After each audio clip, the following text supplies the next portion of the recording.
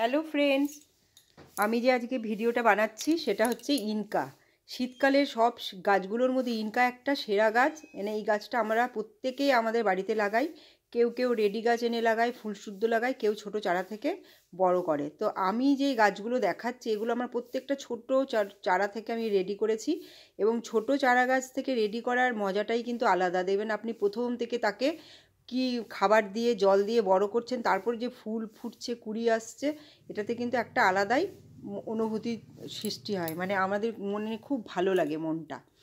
তো আমি সেটাই আপনাদের দেখাবো যে আমি কি পরিচর্যা করেছি, কি বলে দেবো যে আগে কি পরিচর্যা করার পরে এগুলো হয়েছে, আর এখন কি পরিচর্যা করব। এই যে এখন ফুলের কুড়িগুলো এসছে, সেগুলো যাতে বড় এবং খুব ব্রাইট হয় সেটার জন্য কি সার দেব সেটাও আপনাদেরকে এই ভিডিওতে দেখাবো। তো আপনারা ভিডিওটা পুরো দেখবেন। দেখুন, এই যে গাছগুলো দেখছেন, গাছের গ্রোথটা দেখলেও বুঝতে পারছেন গাছের গ্রোথ কিন্তু খুব ভালো। আর এক একটা ভ্যারাইটির গাছের পাতা কিন্তু এক এক রকম হয়, এটা কিন্তু একটু মাথায় রাখতে হবে। দেখবেন অরেঞ্জ কালারেরটা একটু আলাদা হয়, হলুদেরটা একটু আলাদা হয়। সেটার জন্য এই দেখুন হলুদের সাইজগুলো দেখুন কত বড় বড় হয়েছে। আর কখনো না অনেকে ইনকা গাছে কিন্তু পিঞ্চিং করে ফেলেন। পিঞ্চিংটা করলে আপনারা যে প্রথম যে ফুলটা, সেই বড় ফুলটা কিন্তু তবে পাবেন না। তবে আপনাদেরকে সাইডে সেই একটু ছোট সাইজে হবে এই ফুলগুলো পাবেন। যে বিশাল বড় যে সাইজ, সেটা যদি পিঞ্চিং করে দেন সেটা হবে না। তাই পিঞ্চিং ইনকা গাছে একদমই যতটা পারবেন অ্যাভয়েড করবেন। আর এমনিতেই আপনি যে খাবারগুলো দিচ্ছেন সেগুলোতেই ব্রাঞ্চ মানে বেরিয়ে আসবে, পিঞ্চিং করার কোনো দরকার নেই। আর তারপরে দেখাচ্ছি, দেখুন এর মাটি, এর ইনকা গাছে কিন্তু আপনাদের রেগুলার জল দিতে হবে।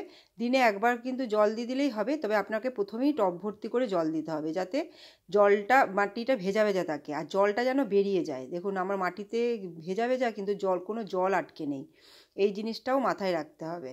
আর প্রথমে যখন ইনকা গাছ আনবেন ছোট চারা থেকে, প্রথমে খোল জল, তারপর ডিএপি, এইভাবে আপনাদের পুরো 1 মাস মতো পরিচর্যা করতে হবে। 1 মাস যখন পেরিয়ে যাবে তখন কি করতে হবে, একটু করে মিক্সচার দিতে হবে। মিক্সচার আপনারা বাজারে গেলেই পেয়ে যাবেন, নার্সারিতে গিয়ে বললে মিক্সচার ওরা সব মিশানো সার দিতে, ওইটাই অল্প অল্প করে দিতে থাকবেন, দেখবেন গাছের গ্রোথ কীভাবে হয়ে যায়।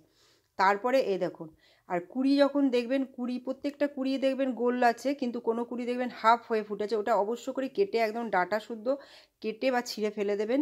ওই কুড়িটার ফুলটা কিন্তু আর্ধেকই ফুটবে, ওটা কখনোই রাখবেন না। তো আমি ওইটাই দেখুন এইভাবে কেটে নিচ্ছি, ওখান থেকে কিন্তু আবার নতুন করে ব্রাঞ্চ বেরোবে।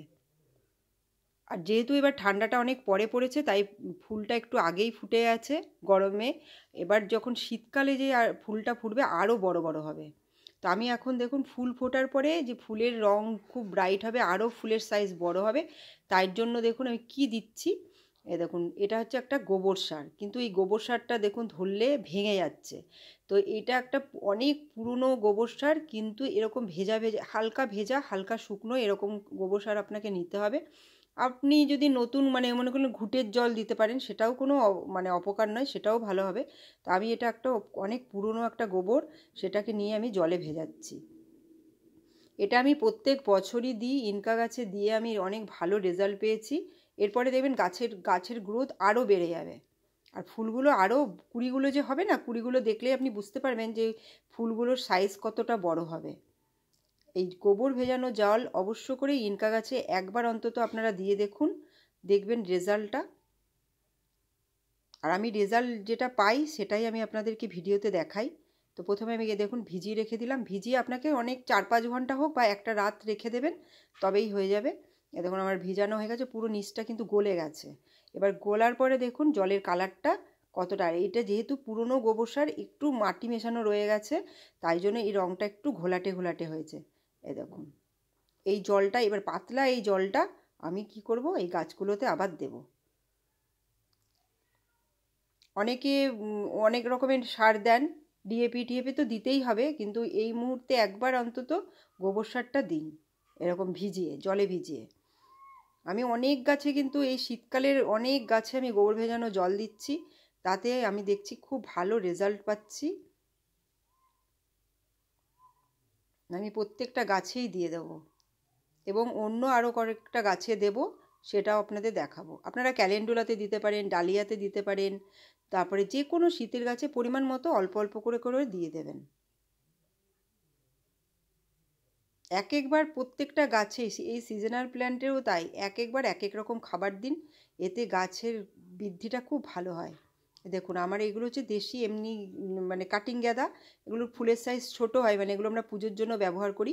আমি এইটাতে অনবরত কিন্তু গোবর ভেজানো জল দিয়ে যাচ্ছি, তাই জন্য কী হচ্ছে প্রচুর পরিমাণে ফুল, দেখুন রোজ ফুল তুলছি তাও অনেক ফুল আর কুড়ি আসছে। আর এগুলো নতুন লাগিয়েছি আবার, সেগুলোতেও আমি দিয়ে দিচ্ছি দেখুন এভাবে।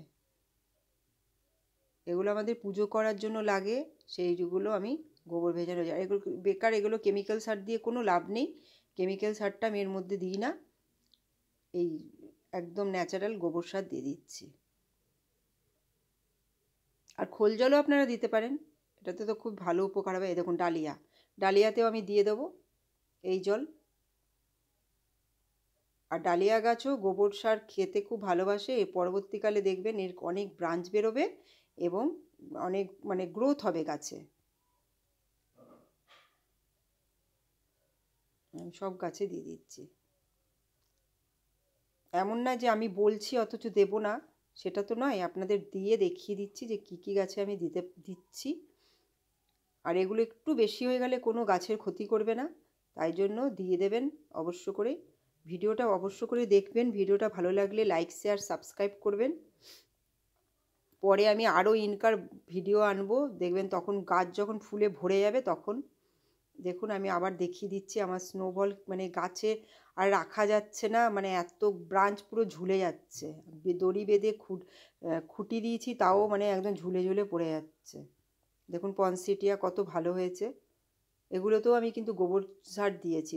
চন্দ্রমল্লিকাতে স্নোবলে দিইনি, কিন্তু পনসিটিয়াতে আমি দিয়েছি। দেখুন কত সুন্দর হয়েছে পনসিটিয়া। আর গাছ বিশেষ করে ন্যাচারাল সারগুলোই খেতে ভালোবাসে কেমিক্যালের থেকে। এইভাবে আপনারা ইনকা গাছের পরিচর্যা করুন, দেখবেন আপনাদের গাছ ফুলে কুড়িতেও একদম ভরে যাবে। শীতের বাগান আমার আস্তে আস্তে ভরে উঠছে ফুলে। আমি ভিডিওটা এখানেই শেষ করছি। Bye bye, take care.